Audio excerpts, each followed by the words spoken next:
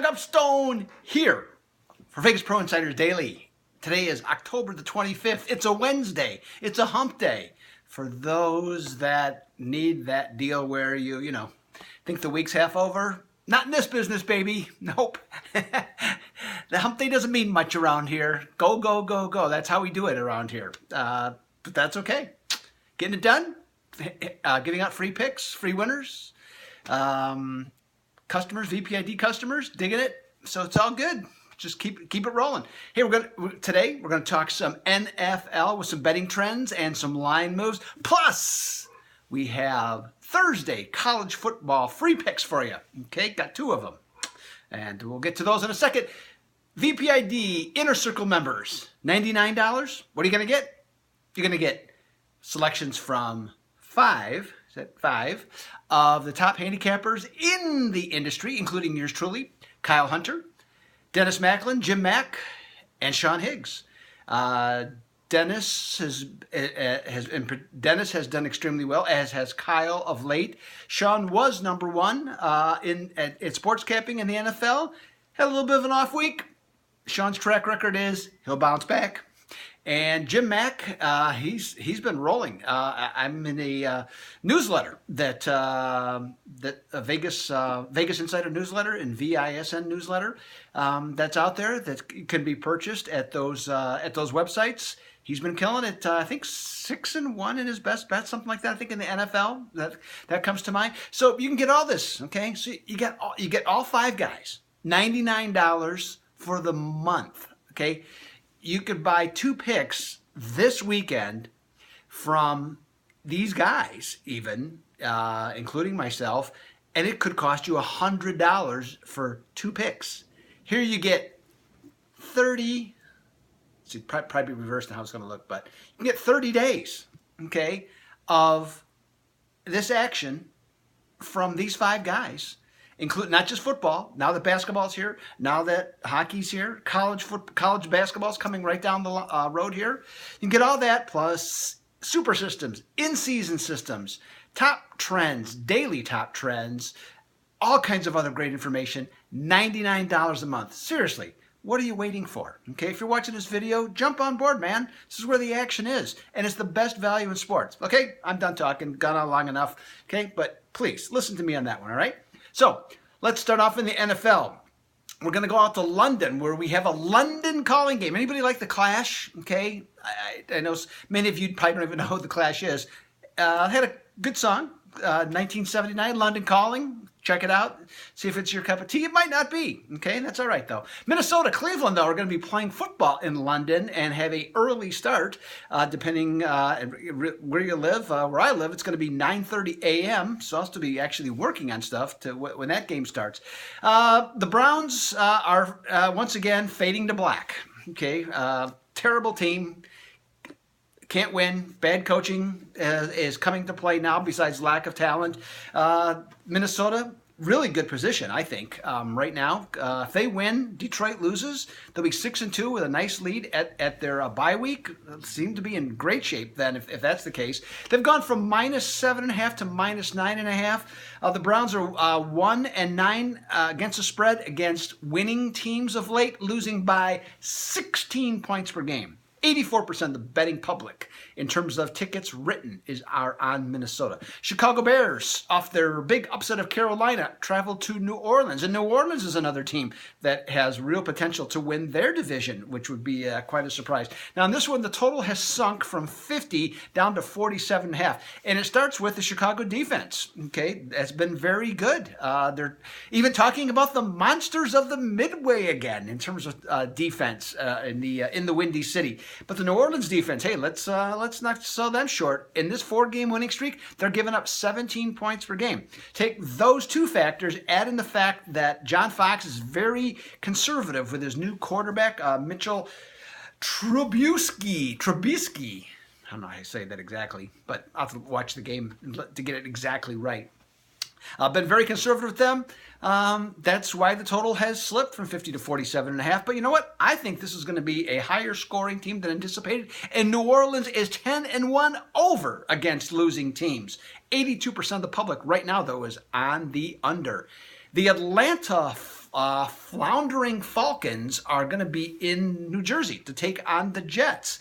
Now, Atlanta is more than 12 points off their scoring average from a year ago. That has never happened in a whole season in the NFL since the merger, 1969-1970. That's never happened. They're averaging 21.3 points per game. And even though the Jets are playing fairly well, hanging in there, they're still only averaging 19.6 points per game. The total has dropped a digit from 47 to 46 in this one. Falcons, 9-1 under after 2 or more consecutive spread losses the last 3 years. 95% of the tickets written are on the under on this one. So that's something you got to consider. Carolina and Tampa Bay, we got two sides to this particular game, a side and a total. These two stumbling NFC teams desperately need a victory. New Orleans continues to win. Tampa Bay was released as a 1-point favorite and has shot up to 2.5 against Carolina. Both these teams have been extremely inconsistent in various ways, so that's really have held them back recently. Who's going to right the ship first? Well, we'll find out on Sunday. And this one, I don't know if you know this, the AFC, the NFC South has a number of really crazy trends, college-like is how I would describe them, where they sort of just don't seem to make sense, and this is one of them. Carolina is 11-5 against the spread at Tampa. Okay, now the total on this one has gone from 44 to 45.5. That seemingly should favor the Bucks, who tend to play higher scoring games because their defense hasn't been as good. But don't sell Carolina short on that total either. 12-3 over on the October road. Houston is going to make the trip over to Seattle to face the Seahawks. Deshaun Watson gets to hear the 12th man and how loud those guys could be. Whew, that place is something. But part of that, of course, is the stadium. Yeah, of course, you've seen the stadium configuration. It's seemingly straight up, so all the sound stays right in there. So that has a lot to do with it. Seattle fans take pride in that with the 12th man, but certainly the architecture has something to do with it as well. The total on this one, when I saw 43, I was thinking over for this matchup. And so was everybody else, evidently, because it shot right away, all the way to 46.